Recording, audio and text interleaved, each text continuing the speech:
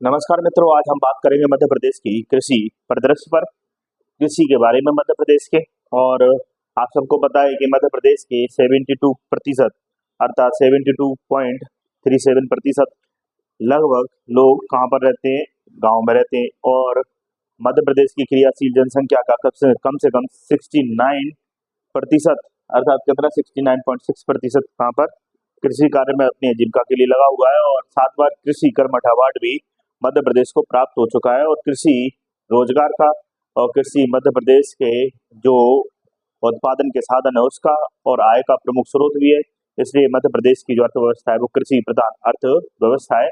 और आज भी ग्रामीण जो है गांव की संख्या सबसे ज्यादा है और गांव में रहने वाले लोगों की ही संख्या मध्य प्रदेश में सबसे ज्यादा है। याद रखें तो मध्य प्रदेश में जो अर्थव्यवस्था है वो ग्रामीण अर्थव्यवस्था और जो अर्थव्यवस्था है वो कृषि प्रधान अर्थव्यवस्था है। तो सबसे पहले हम आते हैं कि कृषि किसे कहते हैं। तो कृषि के बारे में बात करें तो कृषि का अर्थ एग्रीकल्चर, ये लैटिन भाषा के शब्द एग्रोस और किससे बना हुआ है, कल्चर से बना हुआ है। जिसका अर्थ क्या होता है, भूमि प्लस जुताई। अर्थात एग्रोस प्लस कल्चर का मतलब होता है, एग्रोस का मतलब होता है भूमि और कल्चर का मतलब होता है जुताई। अर्थात ऐसी भूमि जो जुताई के योग्य हो, जैसे कि पहाड़ पर जाके जुताई नहीं कर सकते, जंगल में जुताई नहीं कर सकते। अर्थात एक ऐसी पठारी या चाहे मैदानी भूमि जिस पर हम क्या कर सके, हल चला सके, जिसे उपजाऊ बना सके, जिसे जोत सके और उसमें फसल का क्या कर सके, उत्पादन कर सके। तो ऐसी भूमि जो जुताई के योग्य हो और जिसमें फसल का क्या किया जा सके, उत्पादन किया जा सके, उसी को हम क्या कहते हैं, कृषि कहते हैं। कैसे कहते हैं, कृषि। तो कृषि का मतलब आपको समझ में आ गया होगा कि लैटिन भाषा के शब्द एग्रोस और किससे बना हुआ है, कल्चर से बना हुआ है। एग्रीकल्चर जो शब्द है इंग्लिश का, और इसका मतलब है एक जुताई योग्य भूमि जहाँ पर हम क्या कर सकते हैं, जाकर खेती कर सकते हैं, मतलब जहाँ पर हम जुताई करके फसल का उत्पादन कर सकते हैं। आप सबको पता है कि आदि मानव ने सबसे पहले क्या किया, शिकार करना प्रारंभ किया। वो उपभोक्ता था, फिर उत्पादक बना। उत्पादक मतलब उसने कृषि कार्य करना प्रारंभ किया पशुपालन के पश्चात। ये हम नवपाषाण काल में देखते हैं, जब पाषाण काल मतलब जो हुआ टाइम पीरियड था जिसमें वो पत्थर का उपयोग अपने जीवन में सबसे ज्यादा उपयोग करता था। तो उसके साक्ष्य भी हमें पत्थरों से मिलते हैं और उसका जीवन भी पत्थर था। पत्थर की गुफा में रहता था, पत्थर के उपकरण बनाता था, पत्थर से शिकार करता था। तो इस काल को हमने पाषाण काल का नाम दिया क्योंकि पाषाण संस्कृत भाषा शब्द है और बोलने में भी अच्छा लगता है। अगर इसे हम पत्थर का काल कहते तो अच्छा नहीं लगता है ना। याद रखिए जुताई योग्य भूमि। और नपाषाण काल में कृषि करते करते थे कि आज कितनी अच्छी कृषि हो रही है भारत में, हरित क्रांति तक आ गई है। भारत में सतत कृषि का विकास हो रहा है, जैविक कृषि का विकास हो रहा है कि नहीं। कई प्रकार की खेतियों का विकास हो रहा है। तो फसल के प्रकार भी कितने प्रकार के होते हैं बच्चों, फसल के कितने प्रकार होते हैं, मौसमी फसल और उपयोग के आधार पर फसल। मौसमी फसल आपको पता ही है, जितनी मौसम होंगे उतनी फसल होंगी। तो 3 ऋतु हमें देखने को मिलती है भारत में, शीत ऋतु, ग्रीष्म ऋतु और वर्षा ऋतु। तो शीत ऋतु में जो भी फसल होती है उसे रबी कह देते हैं। क्या कह देते हैं, उस ऋतु को रबी, और उसमें कीले बारी की किए जाने वाली फसल को रबी की फसल। जैसे कि अभी आने वाली है शीत ऋतु, आई गई है ना, कुछ दिनों पश्चात शीत ऋतु का मौसम चालू हो जाएगा अक्टूबर नवंबर में। और इसी समय फसल का क्या हो जाता है, बुआई चालू हो जाती है। इस समय आप देखेंगे खेतों में बुआई चालू हो जाएगी, खेत तैयार किए जा रहे होंगे किसान के द्वारा, ताकि उसमें क्या कर सके, वो जो आने वाले मौसम की फसल का क्या कर सके, बो सके उसको। उसके उत्पादन के लिए पहले खेत को तैयार किया जाएगा बढ़िया से। खेत की जुताई हो गई, खेत की मिट्टी को ऊपर नीचे कर दिया ताकि पोषक तत्व ऊपर आ सकें, और जो पोषक तत्व नहीं थे उस मिट्टी में नीचे जा सके। फिर से पोषक तत्व ग्रहण करने के लिए उसको फिर क्या किया जाएगा, उसमें फिर बुआई के लिए जो भी उपकरण होगा, चाहे ट्रैक्टर होगा चाहे हल होगा, उसका इस्तेमाल किया जाएगा। और उसके माध्यम से वहाँ कृषि भूमि की बढ़िया से बुआई हो जाएगी। बुआई करने के पश्चात फसल धीरे धीरे समय के साथ सिंचित करने योग्य हो जाएगी। फिर सिंचित होगी फसल, सिंचित करने के बाद वो बड़ी होगी, फिर पकेगी और फिर क्या कर ली जाएगी, 3-4 महीने बाद काट ली जाएगी। अर्थात मार्च तक आते आते, फरवरी मार्च तक वो क्या कर ली जाती है, काट ली जाती है। तो रबी में ऐसा ही होता है। अभी हमारी किसान जो है वो तैयारी में होंगे और सरकार भी उनकी जो तैयारी में क्या करेगी, बीज प्रदान करेगी, उर्वरक प्रदान करेगी, सिंचाई के साधन प्रदान करेगी, परिवहन के साधन प्रदान करेगी, समर्थन मूल्यों पे उन प्रकार की चीजें उनके लिए तैयार करके रखेगी, ताकि किसानों को भी क्या मिले, प्रोत्साहन को भी। आप सबको पता है कि हमारे देश में प्रति हेक्टेयर जमीन बहुत कम है, सीमांत किसानों की संख्या ज्यादा है, उनके पास खेती कम है। तो कृषि भूमि का विकास भी समुचित रूप से हो नहीं पाया। इसके लिए हमने 1951 में पहला संविधान संशोधन भी किया था कृषि को लेकर। कई प्रकार के, चाहे हदबंदी हो, चकबंदी हो, चाहे मध्यस्थों का उन्मूलन की बात हो, चाहे जमींदारी प्रथा की समाप्त, कई प्रकार के कानून बनाए, परंतु अभी तक कृषि को लेकर वाद विवाद चलते रहे, है ना। और छोटी छोटी बातों पर कृषि भूमि के छोटे से टुकड़े को लेकर इतना विवाद बढ़ जाता है कि लोग खूनी संघर्ष पर उतर आते हैं। लोगों को समझना चाहिए कि वाद विवाद से ना तो कृषि भूमि संपन्न हो पाएगी, ना हमारे देश का विकास संपन्न हो पाएगा। हमें किसी भी प्रकार के वाद विवाद को संघर्ष में न बदलकर उसे आपस में बैठकर बातचीत सुलह से हल करना चाहिए, क्योंकि सुलह और शांति से चीजों को हल करेंगे तो बात पक्की है कि हमें एक अच्छे परिणाम प्राप्त होंगे। तो रबी की फसल की बात करें तो रबी की फसल इस समय तैयारी की जा रही है रबी की फसल की। अभी आप देखेंगे गाँव में हलचल होगी, किस बात को लेकर हलचल होगी कि किसान बीज के लिए अभी प्रयास कर रहा होगा कि कहीं से बीज की उपलब्धता हो जाए, क्योंकि ऋण की उपलब्धता के लिए प्रयास कर रहा होगा, कहीं से उसे ऋण उपलब्ध हो जाए ताकि वो उस ऋण के माध्यम से वो क्या कर सके, उपकरण खरीद सके, उस ऋण के माध्यम से वो क्या कर सके, अपने मजदूरों को नियुक्त कर सके, क्योंकि एक अकेला किसान थोड़ी पूरा काम कर पाएगा। तो कितने मजदूर लगे, लागत पर काम किया जा रहा है, कितनी लागत लगेगी, कितनी मुझे रकबा में या कितनी भूमि में मुझे क्या करना है, कृषि फसल का उत्पादन करना है। तो इस सब पर अभी रणनीति चल रहा होगा। और खरीफ की फसल आप सबको पता है, जब बरसात का मौसम आया था जून जुलाई में हमारे देश में बरसात, जैसे ही बरसात आती है वैसे ही फसल चालू हो जाती है, जैसे ही दूसरी मौसम चालू होता है वैसे दूसरी, अभी आप देख रहे हो रबी का मौसम चालू हो जाए, रबी की फसल, खरीफ मतलब बरसात का मौसम चालू हो जाएगा भैया, तो बरसात के मौसम चालू में बरसात का खरीफ की फसल चालू हो जाएगी। प्रारंभ वही बात है कि जून जुलाई में बोई और अक्टूबर नवंबर वो काट ली जाती है, जैसे ही खेत खाली हुए और दूसरी फसल के लिए क्या हो जाता है, तैयार हो जाता है खेत।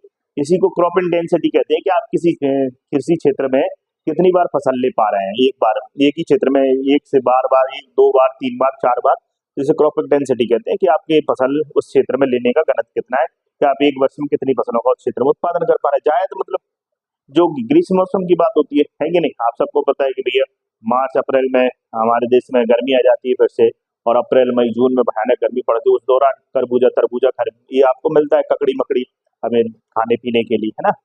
तो जायद की फसलें कहते हैं कि नहीं, ग्रीष्म ऋतु में हम देखने को मिलती है। तो ऋतु के अनुसार हमारे यहाँ मौसम के अनुसार, कोई मौसम मौसम का मतलब है जो परिवर्तन हो जाता है हर 4-6 महीने में, है कि नहीं, उसे मौसम कहते हैं। और जलवायु किसे कहते हैं, दीर्घ काल तक टाइम लगे जिसे बदलने के लिए, है ना।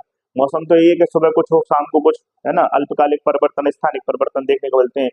और जलवायु मतलब पूरे व्यापक स्तर पर हमें किसी बड़े स्तर पर हमें ऐसा लगता है कि नहीं यार, जो दिशा में जो दक्षिणी पश्चिमी मानसून आ रहा था उस मानसून की दिशा में अचानक से परिवर्तन हो जाए, क्योंकि वो लंबे समय तक एक दिशा में बना हुआ है, वह मानसून की हवाएं बनी हुई है, या अल लालिन जैसी घटना है, जिसे कहते हैं जलवायु पर दीर्घकालिक परिवर्तन को सूचित करता है जलवायु शब्द। जबकि जो आपका मौसम है अरबी भाषा के मौसम से बना है, जिसका मतलब है अल्पकालिक, जो हवाओं में परिवर्तन होता था, अल्पकालिक जो चेंज होता था कि भैया अब मौसम बदल गया है, ग्रीष्म ऋतु आ गई है, वर्षा ऋतु आ गई है, अब शीत ऋतु आ गई है। शीत ऋतु मतलब कि अब जो हमारे मतलब भारत के भूभाग पर जो उच्च वायुदाब का क्षेत्र बन जाएगा, तो अब जो समीर है वो स्थल से समुद्र की ओर चलेगी, है ना। और बरसात में जो समीर है वो क्या करती थी, वायुदाब का क्षेत्र कम होता था, है ना, टेम्परेचर बढ़ने से भारत में। तो जो समीर है, पवन है, वो हमारे समुद्र से किधर चलती थी, समुद्र से स्थल की ओर चलती थी, है ना। तो इसी जो समीरों का जो बदलाव होता था, मतलब वायु का चलना है स्थल से समीर, समीर स्थल से अपना समुद्र, समुद्र से स्थल की तरफ जो वायुओं के राशियों के बीच में बदलाव होता था, उनकी दिशाओं, उन्हीं को अरबी व्यापारियों ने क्या कह दिया कि मौसम है, ये बदलते रहते हैं, यहाँ पर वायु राशियों परिवर्तन को इन्होंने मौसम कह दिया।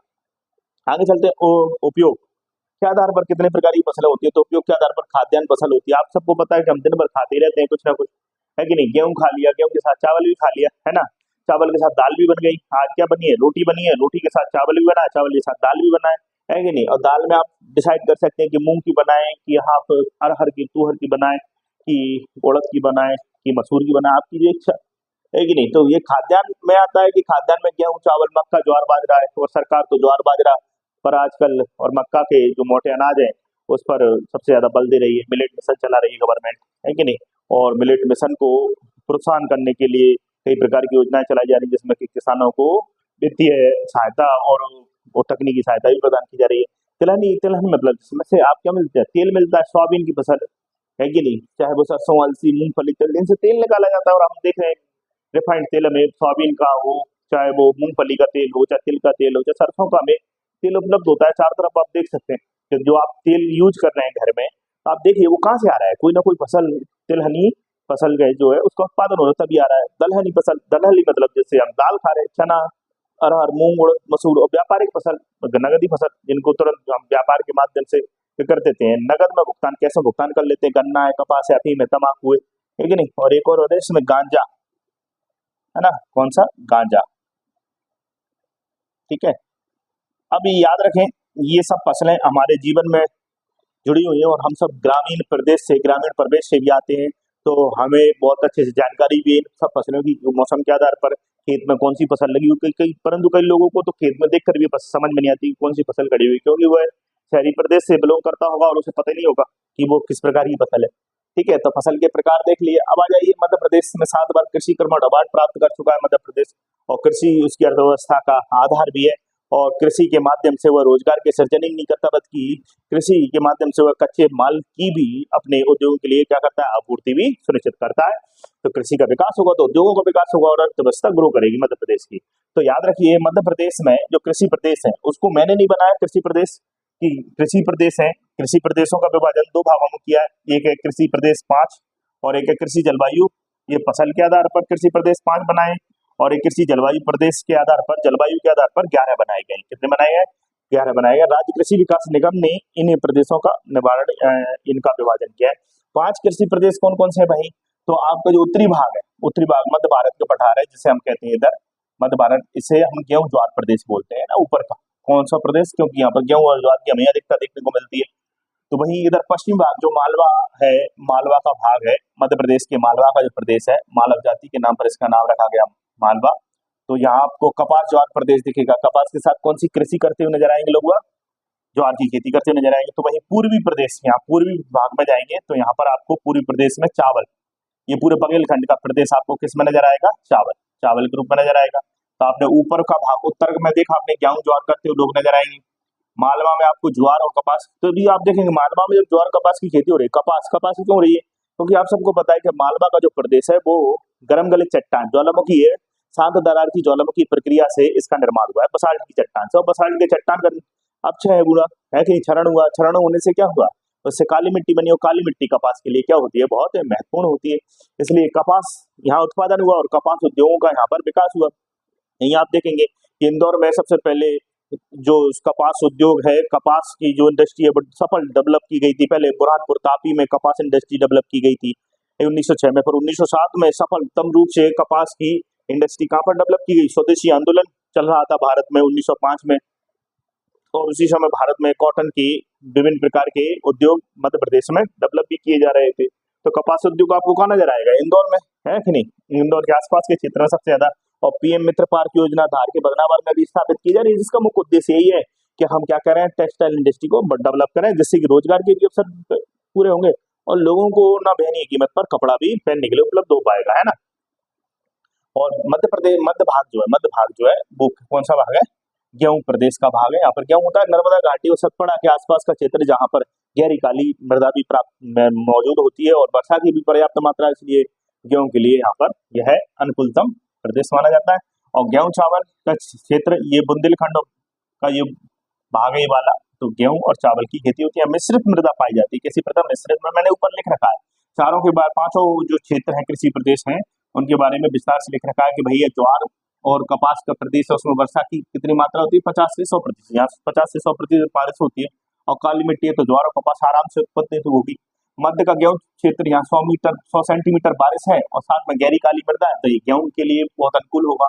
तो वही गेहूं और ज्वार के लिए जो भाग है हमारा 50 से, यहाँ बरसात या क्या है, वर्षा कम होती है इसलिए वहां पर मोटे अनाज की उपलब्धता निश्चित है और जलोढ़ मृदा के कारण यहाँ पर गेहूं की भी पैदावार को क्या बनाती है? अनुकूलता बनाती है मृदा। तो वहीं गेहूं चावल का प्रदेश ये आप देखेंगे यहाँ मिश्रित मृदा है और जहाँ बरसात की पर्याप्त मात्रा है। पूर्वी प्रदेश में लाल पीली मृदा है और बरसात भी साथ साथ में अच्छी खासी है, इसलिए चावल की खेती होती है। तो चावल की खेती के लिए लाल पीली मृदा के साथ साथ अगर पानी पर्याप्त मात्रा में वर्षा का पानी उपलब्ध है या बरसात के अलावा सिंचित पानी है या पानी की मात्रा उपलब्ध है पर्याप्त मात्रा में, तो वहां पर आप चावल की खेती क्या कर सकते हो? कर सकते हैं आराम से। तो आप देख रहे हैं ये 4-5 हमने कृषि जलवायु कृषि प्रदेश यहाँ पर देखे मध्य प्रदेश में, मध्य प्रदेश कृषि विकास निगम ने इनको वर्गीकृत किया। तो वही यहाँ पर कृषि जलवायु प्रदेश कितने? 11 है ना। किसने बनाए? ये भी मध्य प्रदेश के कृषि विकास निगम ने इनका निर्माण किया है। 11 कृषि जलवायु प्रदेश है। पहला हम देखेंगे ऊपरी भाग को ग्रिड प्रदेश कहा है। क्या नाम दिया उसका?